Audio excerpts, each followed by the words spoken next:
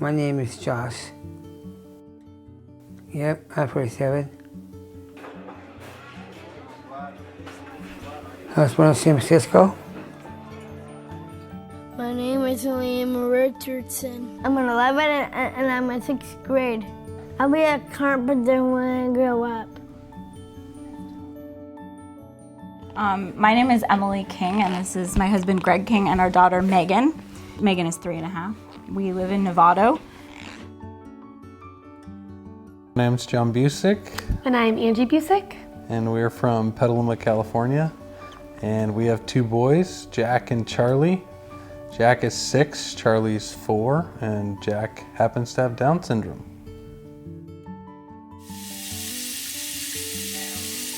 Liam, let's go. Time to get up. Get dressed, brush your teeth. 24 hours after Liam was born. Well, I was nervous that he was, that something was wrong, obviously, because he wasn't moving. So when he came out, I said to my OB, is he okay, is he okay? And she was like, yep, he's great, he's healthy, he's a perfect baby boy. He started to insinuate that he didn't look right. And I said, we are Polish, and we don't have the best looking kids, maybe, but he is just perfect. And he said, no, I'm pretty sure he has Down syndrome. And we both, I remember we were we were crushed for... We were like, whoa. Well, wait. Yeah. Initially, we didn't know when Jack was born, we didn't know that he was going to have Down syndrome. So it was a big surprise for us. And, to be honest, I was crushed. I think we both were a little bit like, wow, we didn't sign up for this, and it was tough for a few days there. We had the diagnosis confirmed through an amnio, but then we sort of decided that Down syndrome was fine, and we were still excited for our child, just like with any other child, and we did our best to learn and read as much as we could about Down syndrome, what it was, what some of the challenges were going to be like, what some of the things to think about were like. There are over 400,000 people currently living in the United States today with Down syndrome. And every 1 in 691 births, there's a child born with Down syndrome. So it's really important to get involved really early with especially speech therapy, because people with Down syndrome tend to struggle with speech therapy.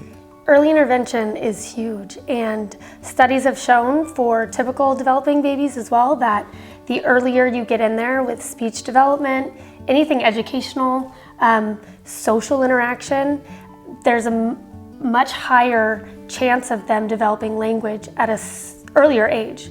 So the sooner the better you could get in with any kind of therapies.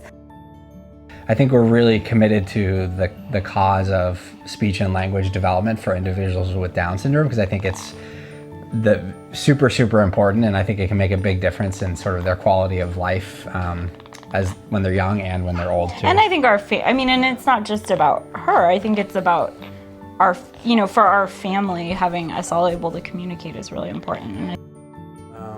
I want people with special needs to be able to have the option to go to a full inclusion setting or a special needs setting, but I want them to have an opportunity to interact with their classmates, do art, do math, do reading, whatever makes them tick. I want them to have that opportunity.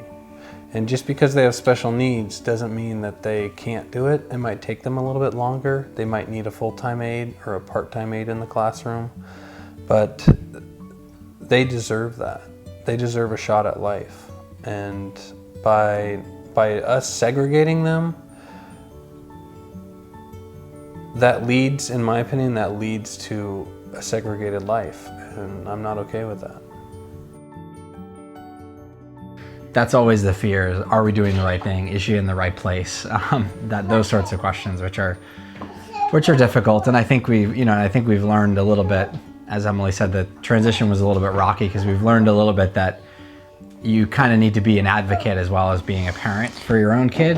There's just not enough money in the school districts to train the teachers, to teach them the not sometimes even just the basics, but the best technology, the best learning tools, just instruction. There's just not enough out there. So for me, yeah, it's about Down syndrome, but it's helping all the kids with disability that are out there. A couple years in, a few of us parents realized that we needed a support group. Was great, and that was really what we needed initially, but we realized that we needed more. We needed organization, and we needed a way to provide more than just emotional support.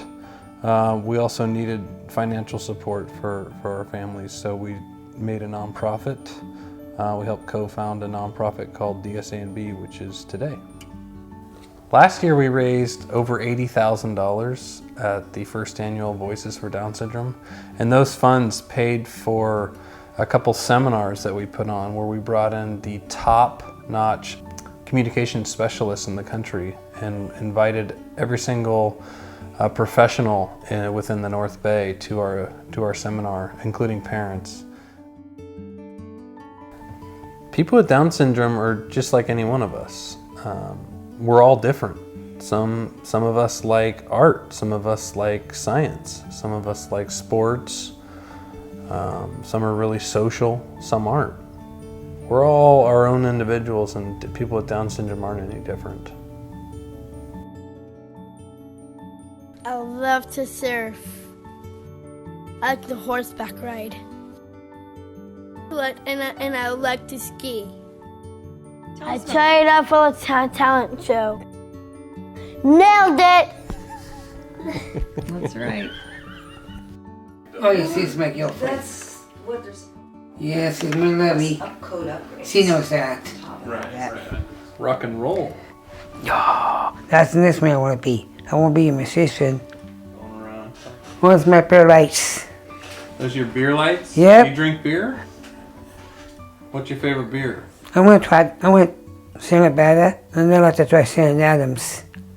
You like Sam Adams? I never tried it yet. My favorite beer is Lagunitas. Oh, sometimes I watch VH1 Classic. It's a music videos. I like doing lots of arts. And then I do music on my guitar. I need to practice it more. I'm gonna kiss you. Mwah. Kiss, kiss, kiss, kiss. So she just said, I'm gonna kiss you. Kiss, kiss, kiss, kiss, kiss. We talk about inclusion a lot with special needs, and I'm not just talking about inclusion within the school. I'm talking about inclusion within our community. I think that's why the root of what we're trying to accomplish here is, yes, we need financial support because people with Down syndrome need help. I mean, they need there's extra therapies involved. They tend to struggle with speech therapy, fine motor, there's health issues that come with it a little bit. But the root of it comes back to inclusion within the community. You know, whether that's getting a job at a local restaurant, whether that's working at a grocery store, whether that's volunteering at the food bank.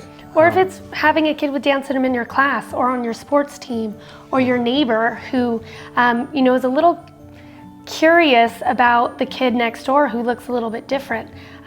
We just want to get out there and show other community members, other people that are family members. You know, they want to connect with you. They want to be your friend. There's nothing to be afraid of.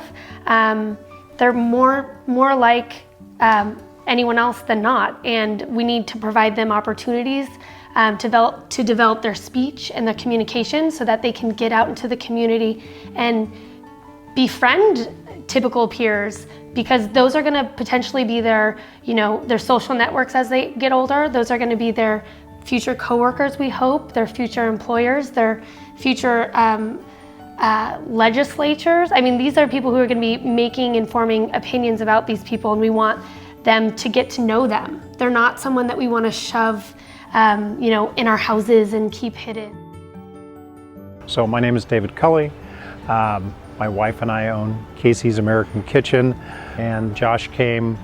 Our crew fell in love with Josh, and Josh just does a great job for us. And since 2009, he's been here every Tuesday from 11:30 to 1:30, and he's a part of our restaurant family.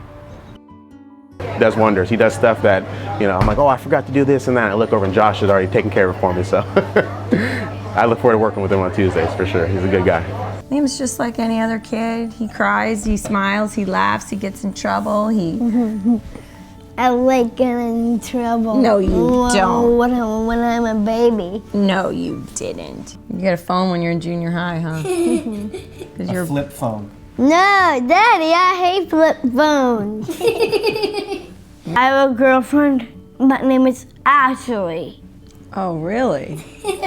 What happened to Audrey and Isabel? I thought I was your girlfriend. Brianna, you're my second girlfriend. Yeah, and we have a we actually have a picture. Emily mentioned her a couple times of Emily's aunt, and this is when she was just a baby. She's only 1.5 years in the picture. Yeah. So this is a reminder for us, and I love that picture. yeah. And her, you know, her grandparents look so happy. Sorry, I'm getting emotional now.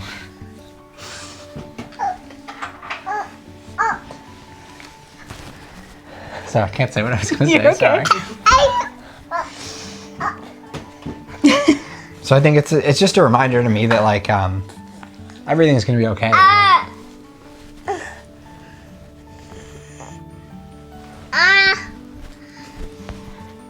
He's very social.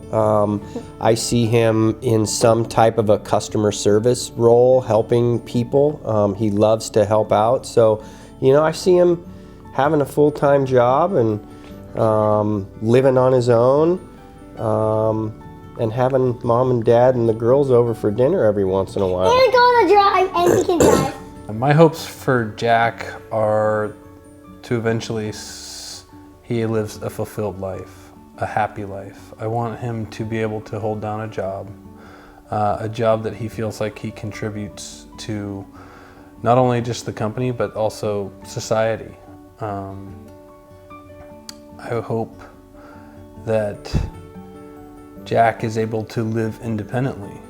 Whether if that happens or not, I'm okay with it. But I want him to live some sort of independence and be who he wants to be. I hope that she will be a happy, productive person. And I mean, I think I have the same hope for Paige too. I really hope that they're happy and productive and that they like us and that they like each other, and that's my hope. The world isn't an easy place to live in, and sometimes you really have to fight for what you want and how to get along. I believe that everyone should be included in life, special needs or not.